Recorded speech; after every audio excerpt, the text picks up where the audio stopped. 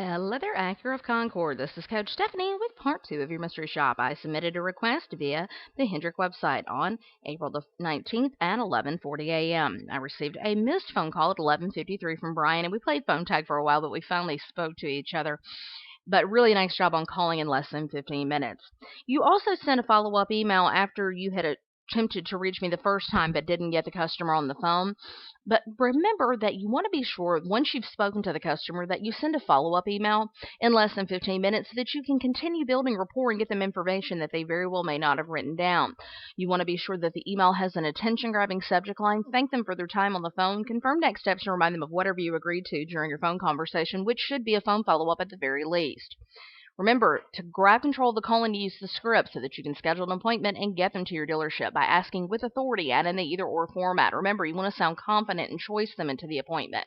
If you can't get an appointment, go for a tentative time and at the very least schedule a phone follow-up. Then be sure you remind the customer of whatever you agreed to and confirm next steps in the email. Give them a value statement that makes your dealership stand apart from the competition in both the phone call and the email as well, and be sure it's free of spelling and grammatical errors. Have a complete signature file, the link to your website, as well as a link to your email address. Now, taking a look at the email that you sent, this is the one that I graded, and the email did come into my inbox within less than 15 minutes. However, I want you to be sure when you're sending an email before you've spoken to the customer, the subject line needs to be attention grabbing because it needs to show the customer not only what it's about, but who it's from. You want to validate the decision of vehicle by giving positive words or industry information on the vehicle. Give them some type of information on the vehicle that they inquired on, list some features or, something along those lines. You also want to be sure that you address availability on the specific vehicle that they inquired on.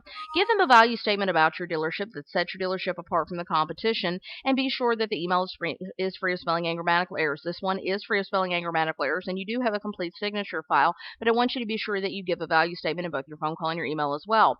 Also, when you're sending the customer an email before you've spoken to them, be sure that you set the expectation that you're going to be giving them a future phone call. You had already attempted to call, so you would probably want to mention that in the email that you attempted to reach them but did not get a hold of them, but that you left them a voicemail, and let them know if you don't hear from them by the end of the day that you will be giving them a call. So keep up the hard work and keep practicing. Your secret code for today is value, VALUE, value, because I want you to be sure that you give a value statement in both your phone call and your email as well. Keep practicing and have a great day.